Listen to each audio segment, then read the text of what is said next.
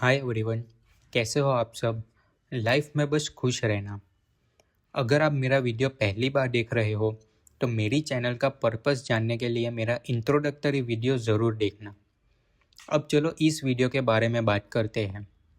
मैंने एक कॉन्सेप्ट सोचा है तो सोचा उसी के बारे में आपके साथ शेयर करूं। आपने देखा होगा कि हमारे देश में कचरा करना, गंदगी फैलाना, पब्लिक प्रॉपर्टी का नुकसान करना, ये सब होता रहता है।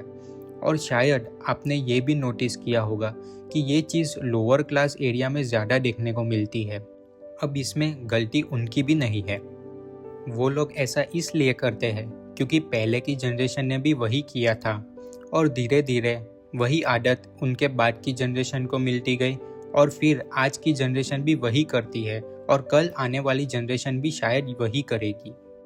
जैसे मान लो कोई एरिया है जहाँ गरीब लोग रहते हैं और उनके पास एक खुली जगह है जहाँ पे पहले से सब लोग कचरा डालते आए हैं।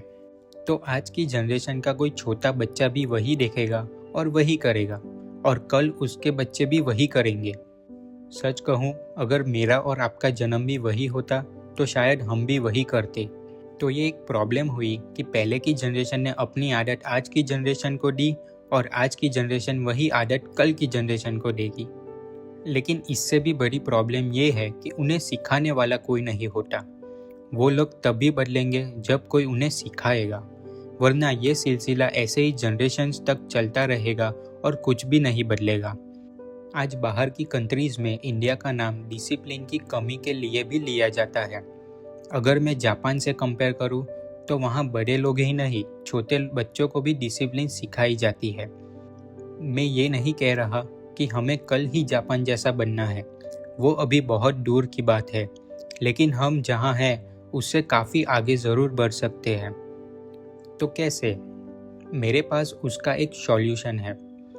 जैसे स्कूल में जो बच्चे बहुत बदमाश होते थे, टीचर उनकी सीट चेंज करके उन्हें क्लास के रैंकर के साथ बिठा देती थी। हमारे पेरेंट्स भी कहते रहते हैं कि हमेशा अच्छे और होशियार दोस्तों के साथ रहना और उन लोगों से थोड़ा दूर रहना जो बिगड़ी हुई आदतों में पड़े हो। बड़े होने के बाद भी हम यही सीखते हैं कि बिजनेस या जॉब में उन लोगों के साथ दोस्ती रखनी चाहिए जो अपने काम को लेकर पैशनेट हो, डिसिप्लिन हो और विजनरी हो, और उन लोगों से थोड़ा दूर रहना चाहिए जो सिर्फ टाइम और पैसा दोनों बर्बाद करते हो। मेरे हिसाब से इसी तरह अगर गवर्नमेंट लोअर क्लास लोगों को डिवाइड करके उन्हें मिडिल क्लास और अपर क्लास लोगों के बीच में रहने का मौका दे तो हमारी कंट्री काफ़ी हद तक सुधर सकती है। थोड़ा डिटेल में समझाता हूँ। मान लो एक सोसाइटी है जिसमें 10 घर हैं। अब उन 10 घरों में से 8 घर ऐसे हैं कि वो लोग घर के बाहर यूं ही कचरा डाल देते हैं, गंदा पानी फेंक देते हैं और ऐसी ही आदत रखते हैं। लेकिन 2 घर ऐसे हैं जो डिसिप्लिन में रहते हैं। पर धीरे धीरे वो 2 घर वाले भी सोचने लगते हैं कि जब सब लोग कचरा कर रहे हैं तो हम ही क्यों इतना ध्यान रखें, छोड़ो ना, हम भी फेंक देते हैं। और धीरे धीरे वो भी वही करना शुरू कर देते हैं। लेकिन दूसरी तरफ अगर कोई सोसाइटी है जिसमें 8 घर वाले डिसिप्लिन में रहते हैं और सिर्फ 2 घर वाले डिसिप्लिन फॉलो ना करते हो, तो कुछ समय बाद वो 2 घर वाले भी बाकी लोगों को देखकर डिसिप्लिन में रहना शुरू कर देंगे। इंसान अक्सर अपने आसपास के एनवायरनमेंट से सीखता है। इसी तरह अगर लोअर क्लास लोगों को भी मिडिल क्लास और अपर क्लास लोगों के बीच में रहने का मौका दिया जाए तो वो भी उनसे डिसिप्लिन सीखेंगे। धीरे धीरे वो अपनी लाइफ में भी डिसिप्लिन एडॉप्ट करेंगे और वही आदत अपने आने वाली जनरेशन को भी सिखाएंगे।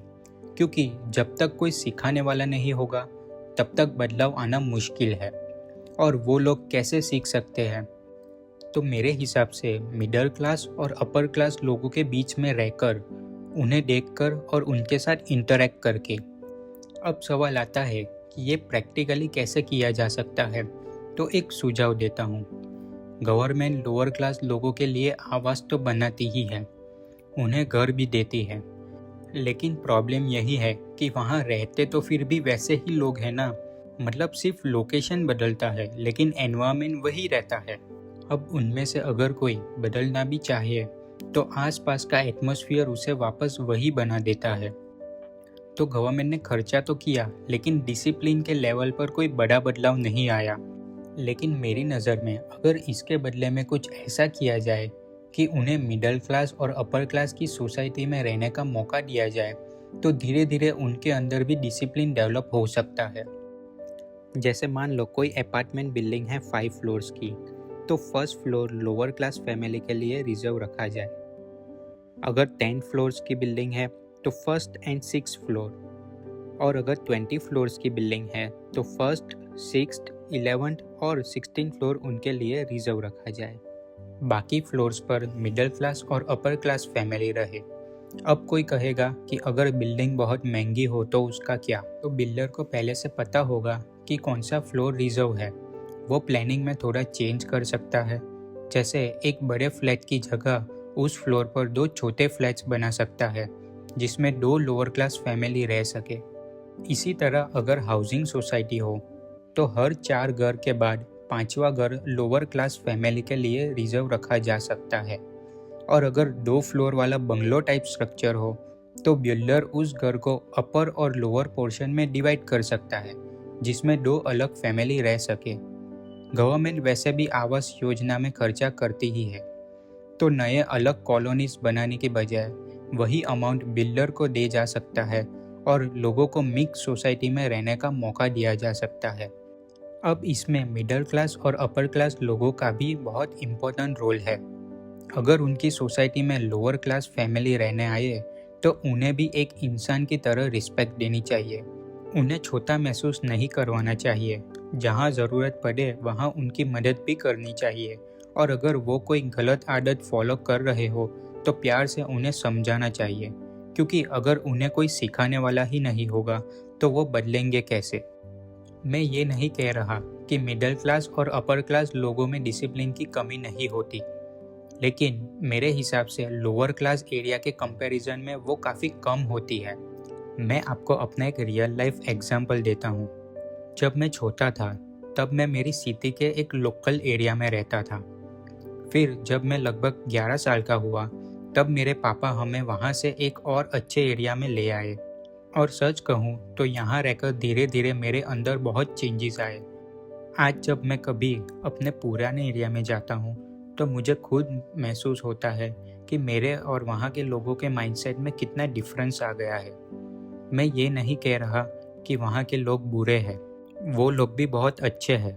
बस मुझे लगता है कि मैं थोड़ा ज़्यादा डिसिप्लिन हो गया हूँ और मेरे सोचने का तरीका भी काफ़ी बदल गया है, और उसके लिए मैं अपने पापा को थैंक्स बोलना चाहता हूँ, क्योंकि अगर वो मुझे छोटी सी उम्र में अच्छे एनवायरनमेंट में लेकर ना आते तो शायद आज मैं भी वैसा ही सोचता और वैसा ही रहता। अब आप सोच रहे होंगे कि ऐसा करने से होगा क्या?